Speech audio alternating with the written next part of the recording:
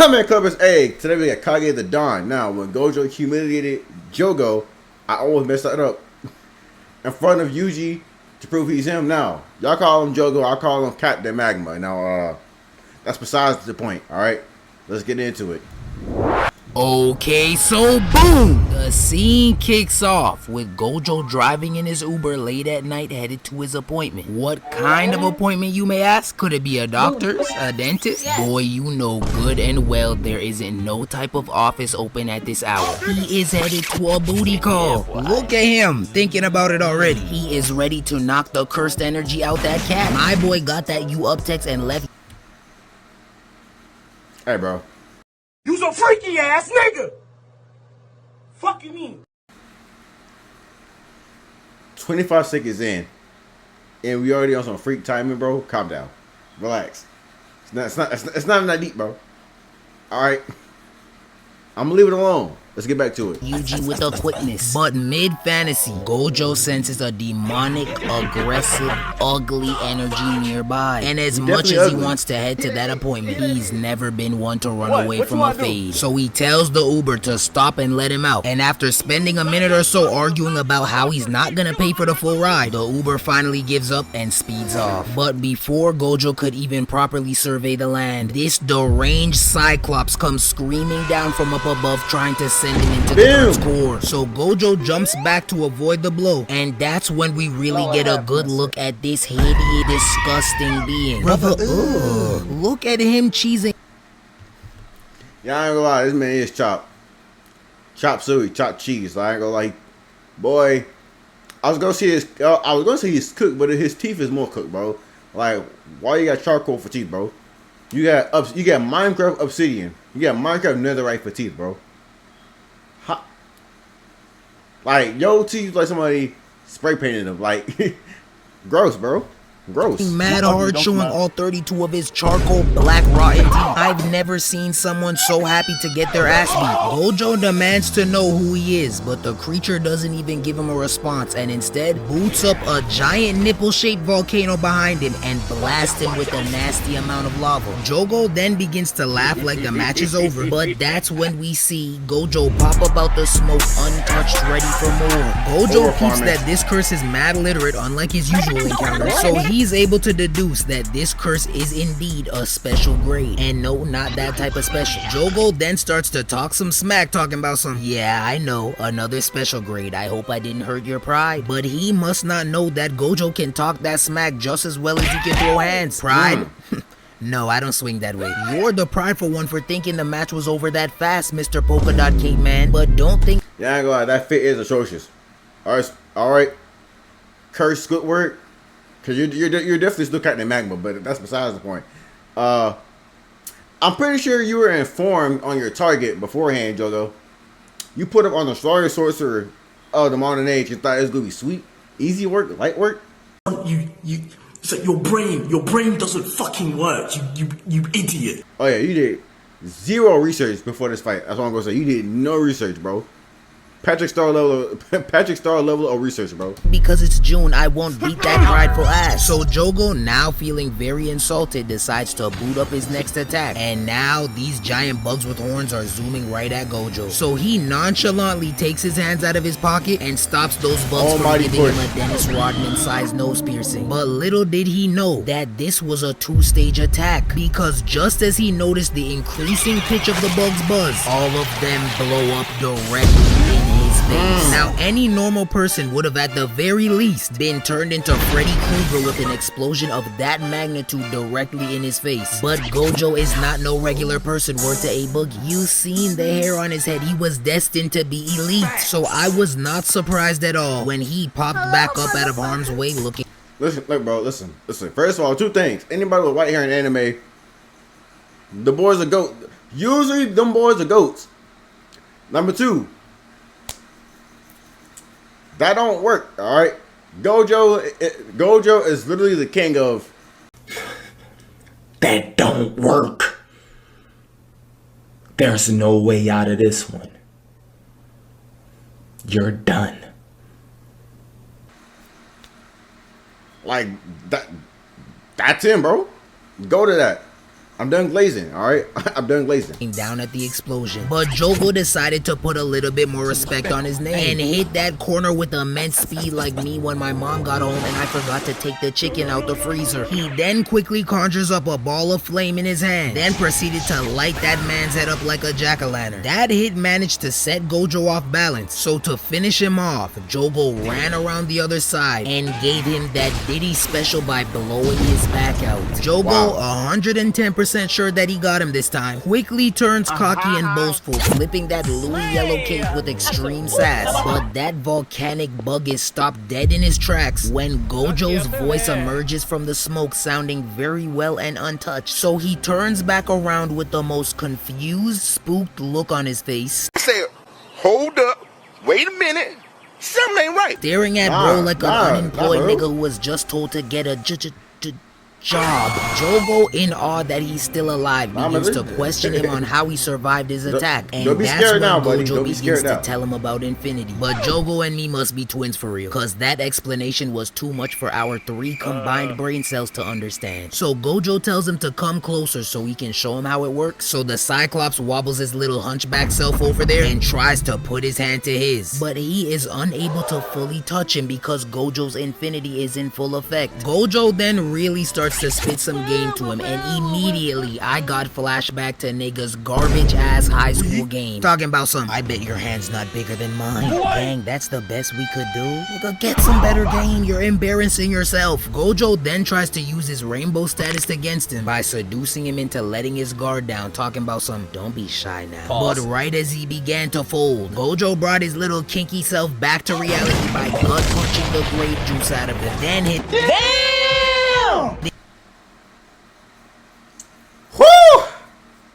Boy, I ain't gonna lie. If there's one thing JJK knew how to do, bro, it's how to animate them hands, bro. Huh? Draw up the dukes, bro. That's crazy.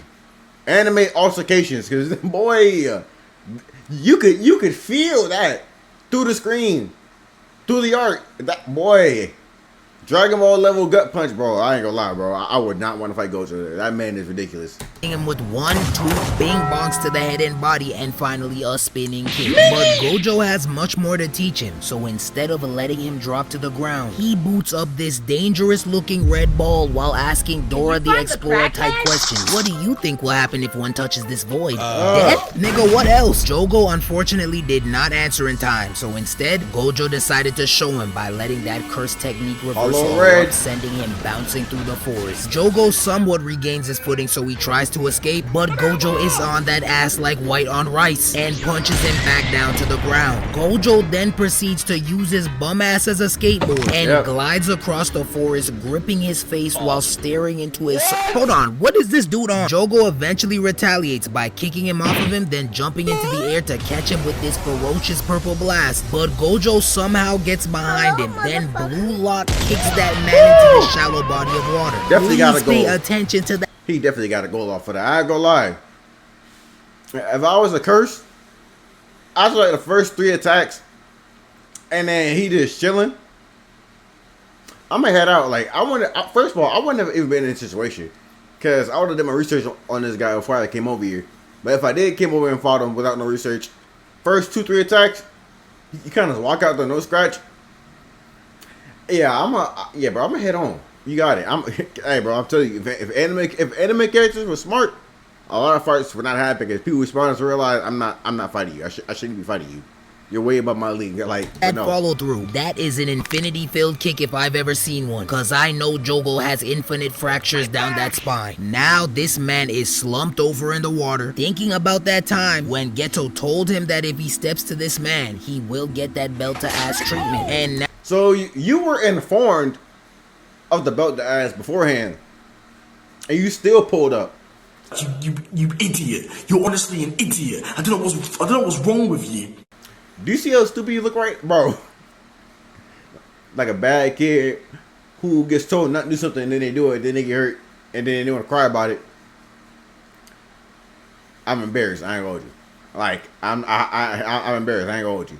I'm not gonna hold you. Like if I was a curse, I'll be ashamed to be a curse after watching this video. Like literally indirect embarrassment. Like Now he completely understands what he meant. But Jogo is not ready to give up yet. This volcano is still active, so he decides that the only way to beat him, since he can't touch him, is to drag him into his domain. But once he looks around, this man Gojo is nowhere to be found. But in the snap of a finger, Gojo pops up behind him, but this time with company. Buddy really went and brought Yuji to the battlefield within a matter of seconds. The fuck did you need the Uber for in the beginning, Jogo?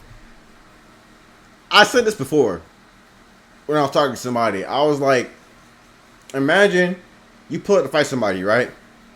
Like picture, real life, right? On the street, regular. You see an op, boom. You guys start squabbling, boom. He's beating you bad, doing you dirty. He leave. You get up. He come back with this little homie, maybe like a little brother, his younger friend, or maybe it's a student like JJK, right? To proceed to whoop you again while giving the person he brought pointers of how to also throw hands. Like, you're the example. You're the test dummy for these movesets. That's tough. That's tough. Embarrassing, bro. Embarrassing. No. Then asks him why the hell he brought Yuji here. He's only gonna slow him down. And that's when Gojo crushes his spirit even more by saying that Yuji's not here for backup. He brought him to spectate this ass whooping, but he really thought he was worthy of a 2v1. Nigga, you are a demonstration, a lesson plan, a crash dummy, a punching bag. You are not strong enough to be a solo threat. Jogo clearly took that to heart though, because he immediately boots up his domain expansion. And now the ground is breaking underneath them while lava spews out from the walls and in between the cracks. Now you think that this unholy terrain switch would invoke some sense of urgency in Gojo, but instead of locking in to handle him, this man is still treating this like a lesson while schooling Yuji on the best way to break out of a domain. The best way apparently being to lay out your own domain, because the more refined one will dominate the space. Yuji, of course, is trying his best to absorb the lesson without getting distracted by the environment around him, but Jogo, on the other hand, is completely shocked that this nigga has the audacity to still be teaching right now. So in a frenzy, he tries to melt Gojo and Yuji with this violent wave of lava, but the lava comes to an abrupt halt when Gojo slightly pulls down his blindfold and reveals his crystal blue Turks and Caicos water dreamy eyes. Boy, Gojo had the girls going crazy. Gojo had the girls going crazy, bro. Gojo was taking all the hugs, bro. All the hugs. Fake hugs, real life hugs. Gojo was taking everybody's girl in the real life and in the anime world, bro. That's crazy work. Leaving nothing for us, bro. Or his aura was unmatched, bro. Like, I'm glazing. My fault. My fault. I'm glazing right now. But you get the point, bro. Like, pause. No pause. Play. Gojo is a handsome nigga. What? Bro, what are you talking about, man? All right, no pause. But that's all I'm gonna say anyway. Ladies, please collect your coochies. The amount of simping I've seen over this man was crazy. Get it together. Like, he's nothing special for real. I could do that. See, look.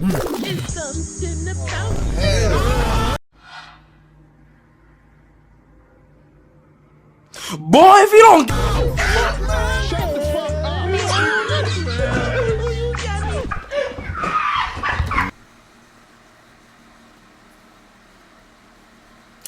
You know what?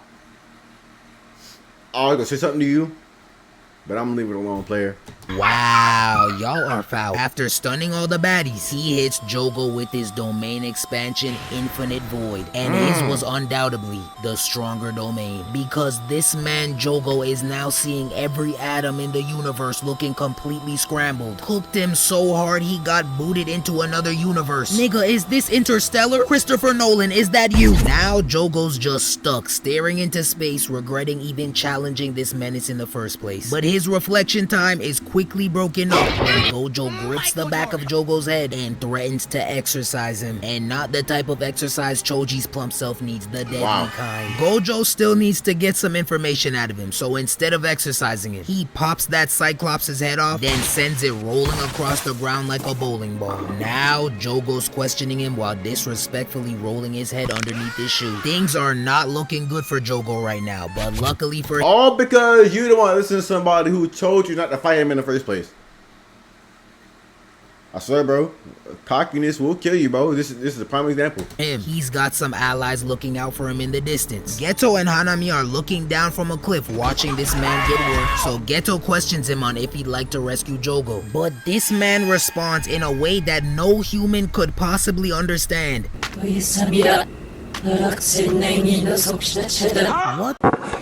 What?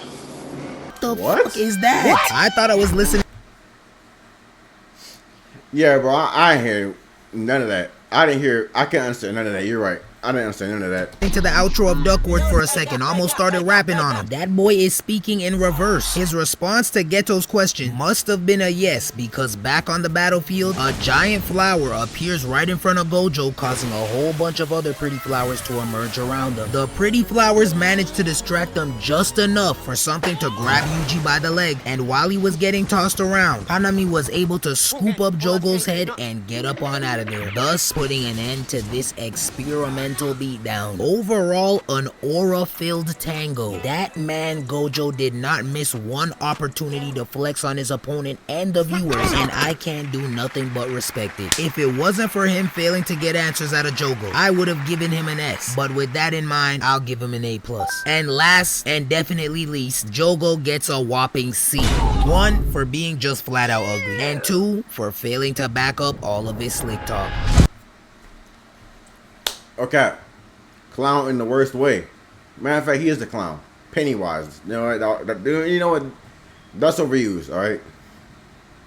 That's overused. I was gonna pretend I didn't say that. Anyway, I love y'all. Hope y'all enjoy. You know, link in the description as always. I'm stuttering. Subscribe and all that. Peace.